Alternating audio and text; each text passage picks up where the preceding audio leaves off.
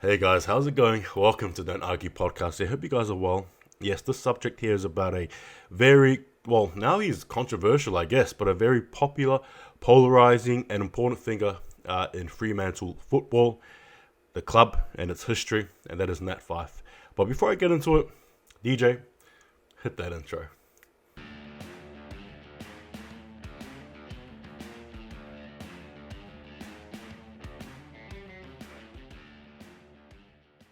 All right, guys, here we go. Right, Nat Fyfe, a player who is etched in gold, in my opinion. A player whose name itself is worth millions of dollars. A player who I think is almost the definition of Fremantle. Yes, albeit he hasn't played the length of games like your Pavliches, your Mundys. He hasn't kicked your goals too, like like your Pavliches either. All right, or other players before him, after him potentially. But there's something about Nat Fyfe that screams unique. There's something about Nat Fyfe that when you see him on the field, regardless of whether it's the team you're cheering for or the team he's playing against, your eyes are usually on Nat Fyfe. Now, I remember one game back in 2018. Now, this is when I was first watching, really first into football. Or I'll tell you what, it was Dockers against it was the Tigers against the Dockers over the MCG. Right, that's when the year after, obviously, Tigers won their premiership. And we got belted that game. I'm not sure how much it was by, right? I think it was like 30 something. Tigers 100 something, right? It was like by 80 or 90 odd points, I think. And it was a hard game to watch, but Nat Fyfe got best on ground. All right? He got best on ground that game. And I remember that matchup between him and Dustin Martin, and I was in love, but you get my point. And now, fast forward from 2018, right? And we're just going to ignore the fact that Nat Fyfe has carried us. And I mean, when I say carried us, I mean this dude, quite literally, on his own accord, right? Got the Brownlow medal in 2019 when we were pretty bad. All right? Listen to me. The disrespect for Nat Fyfe is too damn much. It's too high. It's too high. We need to lower the disrespect and remember what this guy has given for us, right? You got to remember that when Nat Fyfe is done with footy, his body's going to be feeling it, right? His sacrifices for this football club, he's going to be feeling it, all right? Shoulder injuries, legs, whatever the case may be. All right, this guy bleeds purple. He is purple, and he, to me, in my own opinion, is Fremantle. And if we ever could, in my opinion, win a premiership, right? He, in my opinion, is undoubtedly the greatest Fremantle player of all time, hands down.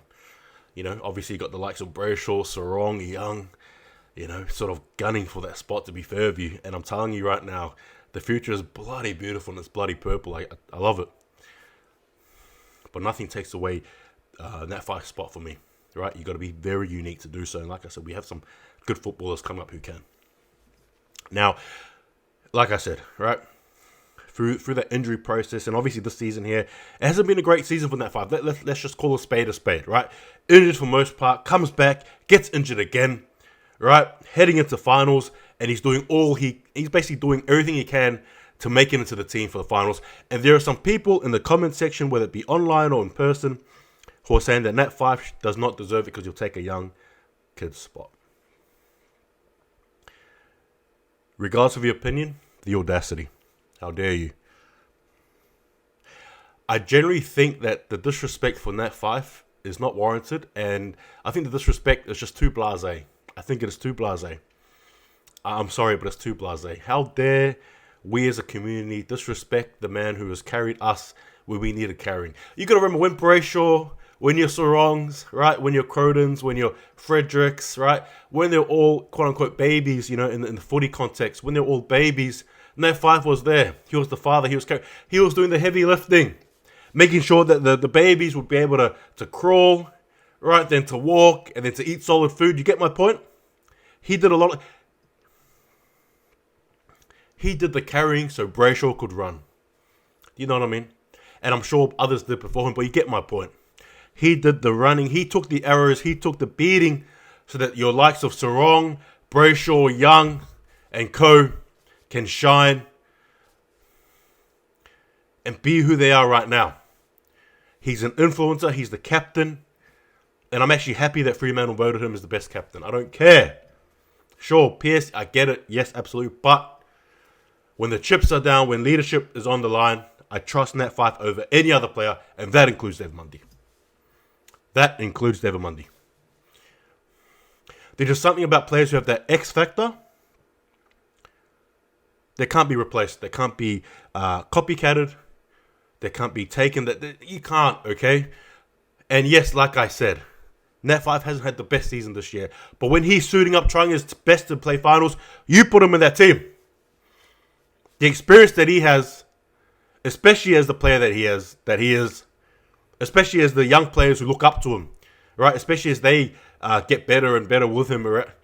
You can't replace it. And again, like I said, with him being in the squad attempting, I don't like the fact that people think he shouldn't be in the team. He's legit one of the reasons why I followed this bloody team from the get-go. When I chose my thing, Nat Fyfe was almost a pinnacle reason as to why I'm a freaking Fremantle fan. I loved and I respect Nat Fyfe so much. Sure, I get it. Hasn't been the best season like I've touched on it before. Right? Many of us, I'm sure, have scratched our heads. Hands on our heads, Maybe hands on the side of the hips out of frustration, whatever it may be. I get it. It's a human reaction.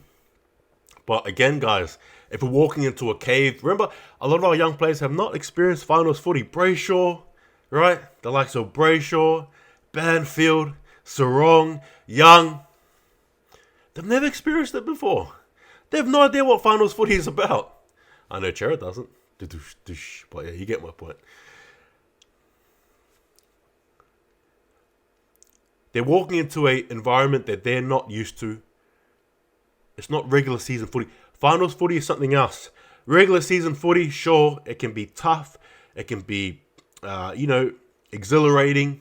I'm sure you rock up to practice with the intensity, blah, blah.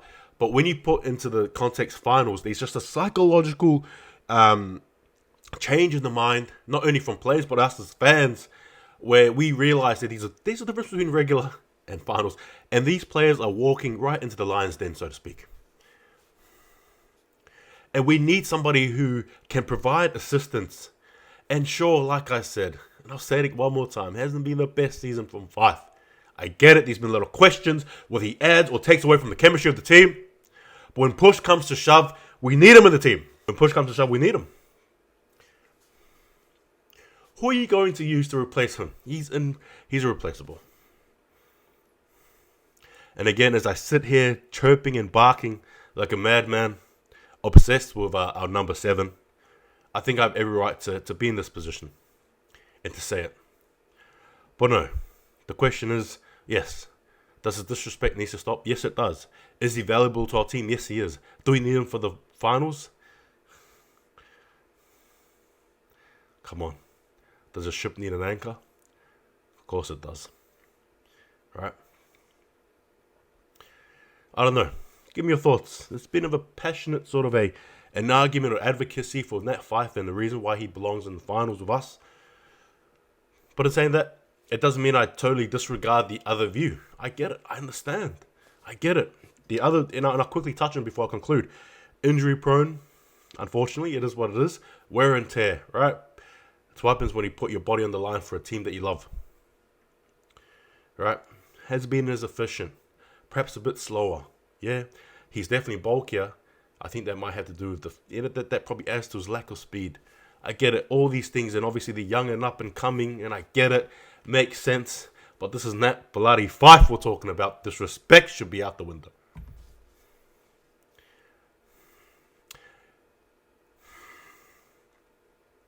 And I think I'll just leave it at that. That's my conclusion. All right? Regardless of. Now, it's not to say I don't disregard what others are saying. There's two sides to this.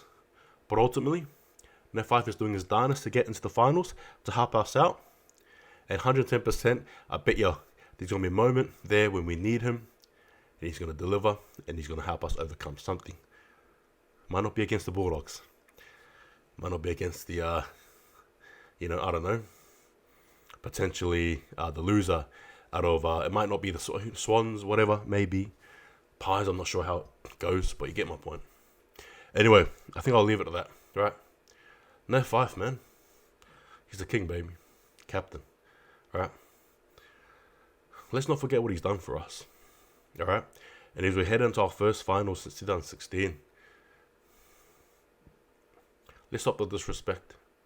All right, because we made the finals 2018. We all know we need him. 19, we need him. 20, we need him. 21, we need him. Why is it this year we don't need him? Anyway, take it easy. See you guys next time. Guys, yeah, don't argue.